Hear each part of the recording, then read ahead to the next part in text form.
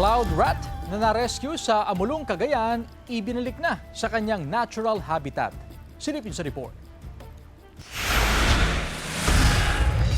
Isang cloud rat ang nailigtas at naibalik sa likas nitong tirahan matapos mapadpad sa isang bahay sa barangay Dugayong, Amulong, Cagayan. Bago ang pagpapakawala, isinailalim muna ang cloud rat sa pagsusuri ng veterinaryo upang matiyak na wala itong karamdaman o pinsala at ligtas itong maibabalik sa kanyang natural habitat. Matapos makumpirmang nasa mabuting kalagayan ng hayop, matagumpay itong pinakawalan sa isang kagubatang bahagi ng Lipit Canyon sa J. Palagaw, Baggao, isang lugar na angkop at ligtas bilang tirahan ng mga wildlife species. Pinalalahanan ng publiko na agad ipagbigay alam sa mga kinauukulan ang anumang insidenteng may kinalaman sa wildlife upang masiguro ang kanilang kaligtasan at mapanatili ang balanseng ekolohiya ng kalikasan.